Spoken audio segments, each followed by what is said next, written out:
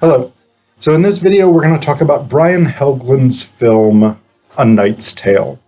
Now, this is actually one of my favorite movies. I've loved this movie for decades now. It came out in 2001. I honestly don't remember if I went to see it in theaters. I might have done. My mom goes to the movie theater a lot more than I do. And when I was a kid, I went a lot more because we as a family did. But I don't remember specifically seeing this in theaters. But I definitely watched this probably soon after it came out. And I've come back to it periodically over the decades now. That's a little depressing, actually. But it's such a fun movie. The story centers around William Thatcher, a peasant an English peasant who has been, as a kid, taken on by Sir Ector to be his squire. William has dreamt his whole life of becoming a knight, which is not how things work in the medieval period. This is an era with very, very little social mobility. About the most social mobility you could reasonably expect to have if you were a peasant was if you joined the clergy and became part of the lower orders of the religious hierarchy, maybe a monk, maybe a friar, maybe a nun, something like this. Apart from that, virtually no social mobility whatsoever. But William dreams of becoming a knight. In particular, he seems to dream of jousting. He doesn't necessarily seem that interested in the other elements of knighthood, like owning a castle, protecting your lands, gathering taxes and whatnot from your peasants, fighting in wars when your liege, monarch, whoever it is, calls upon you. None of that stuff really comes up. The only real references to that, there's one guy who jousts against William, and William defeats him, that Roland and Watt are basically like, yeah, he fucking raises his taxes all the time and squeezes his peasants so that he can feast while they starve, which of course pisses William off. So there's that reference to like the real socioeconomic conditions of the medieval period. And then the big villain of the film is Count Adhemar. William Thatcher, played by Heath Ledger, by the way. Amazing performances throughout this. Roland, played by Mark Addy. Watt, played by Alan Tudyk. Amazing performances. Paul Bettany plays Geoffrey Chaucer, who becomes the herald for William in his guise as Sir Ulrich von Liechtenstein of Gelderland. Geoffrey Chaucer, of course, being based on the real Geoffrey Chaucer, fictionalized version. The real Geoffrey Chaucer was not wandering around France naked because he had lost at gambling and people had taken his clothes as penalty. The real Geoffrey Chaucer worked for Richard II. He was a court administrator, but that's beside the point. And then, anyway, where I was going with this, the bad guy, the overarching bad guy is Count Adhemar of Anjou, played by Rufus Sewell. Again, amazing performance. Adhemar is, at one point, so he's the master of the free companies, which is a sort of private army, it seems, though we don't really know. But at one point, the Black Prince, played by James Purefoy, the Black Prince, who is the heir apparent to the English throne, apparently has Adamar sort of called back to the war that's going on. And even though there's a war going on, in which you would, want the knights to go and fight, since that is literally their job in society, nonetheless, the jousting tournament season continues. So William, Sir Ulrich,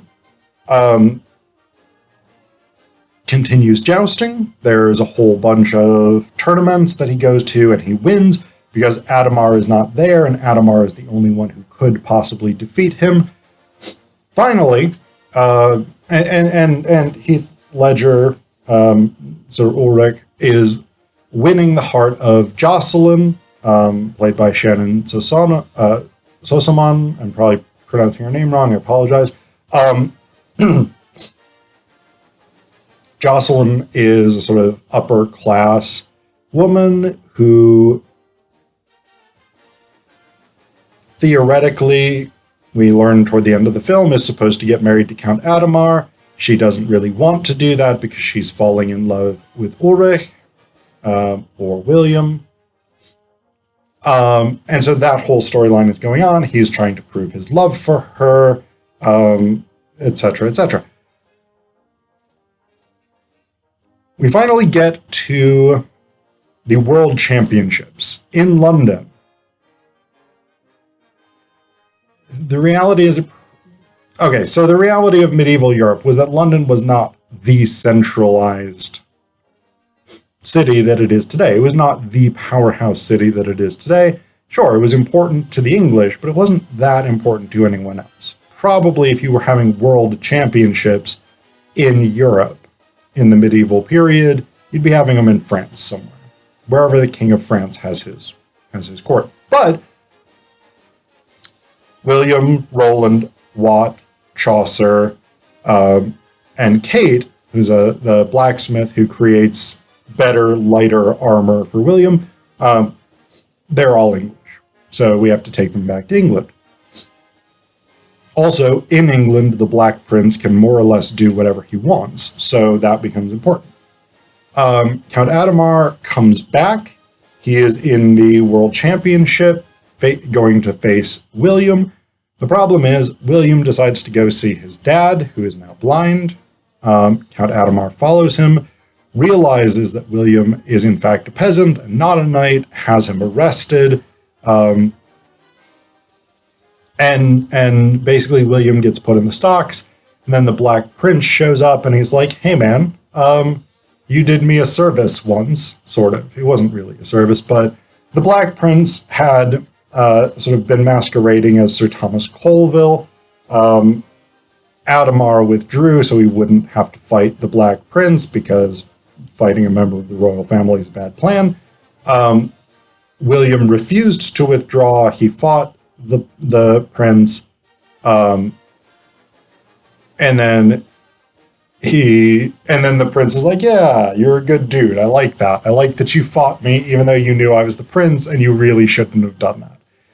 And so for that reason, basically, the prince is like, hey, I'm gonna knight you, and nobody can say shit about it because I'm the Black Prince. So go defeat Adamar. Adamar continues cheating, etc., etc. William eventually wins. Feel good story. It's a fun movie. It's a lot of fun. Part of what makes this movie so fun is that it joyfully embraces its anachronistic nature. A lot of the music is from the 70s, and there is no sort of pretense that, like, this is just incidental music. Like,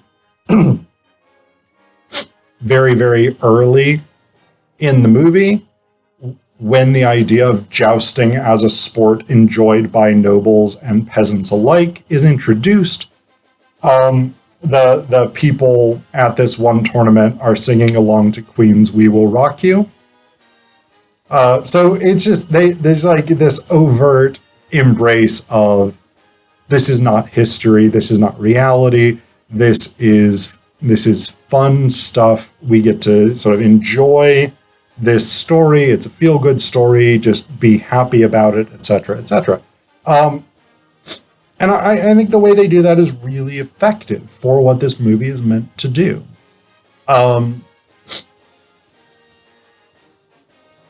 There is also, I think, an interesting interplay of literary and historical reality, particularly since Geoffrey Chaucer shows up, and the people who have apparently taken his clothes because of his gambling addiction and being bad at gambling are Simon the Summoner, and I think it's Peter the Pardoner. If you know the Canterbury Tales by Geoffrey Chaucer, you'll know that there is a Summoner's Tale and a Pardoner's Tale. And in the general prologue of the Canterbury Tales, they are described viciously. Like, they are described as these just really gross human beings.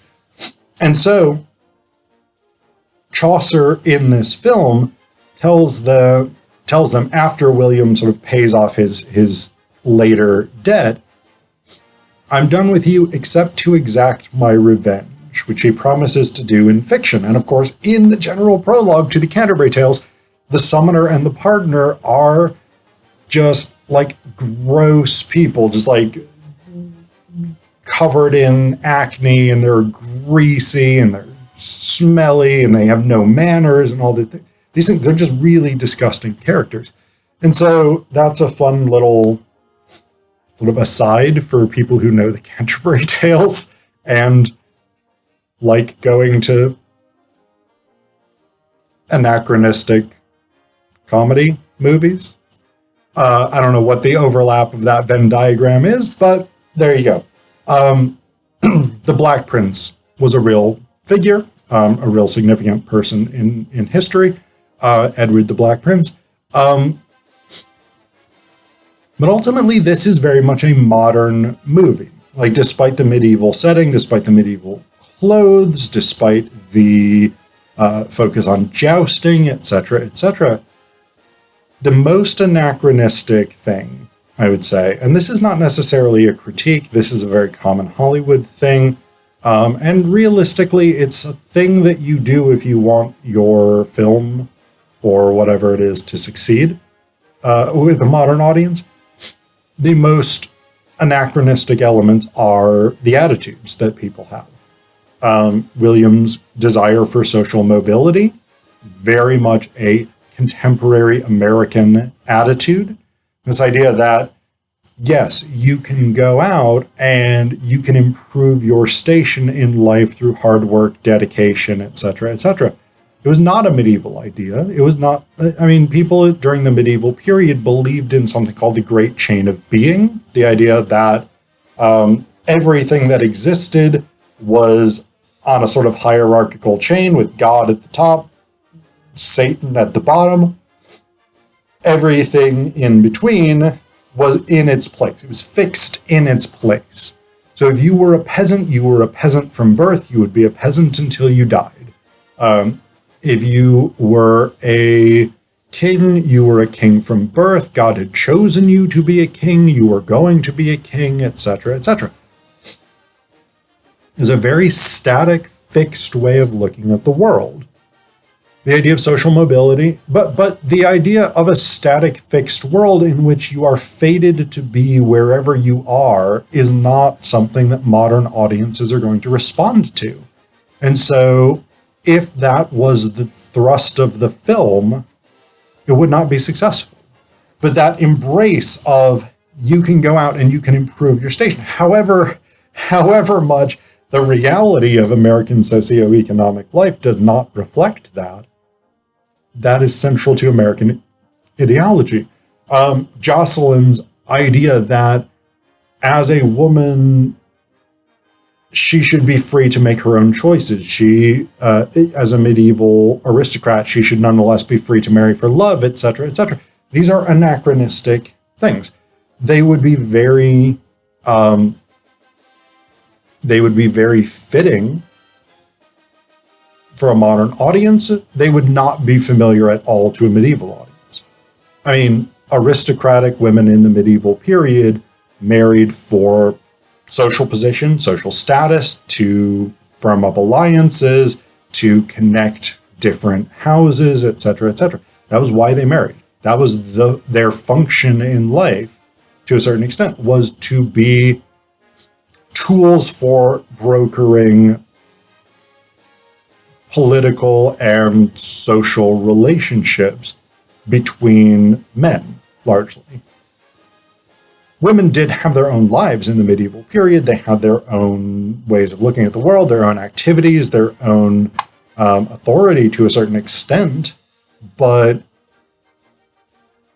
the idea that a medieval woman would think I should be allowed to decide my fate and I should be allowed to marry for love is a modern idea. And again, that's what you do for a modern audience. You give them the values, the ideals that they would recognize and that they would strive for, rather than really trying to reconstruct a medieval worldview for a modern audience, because it just won't make sense to people.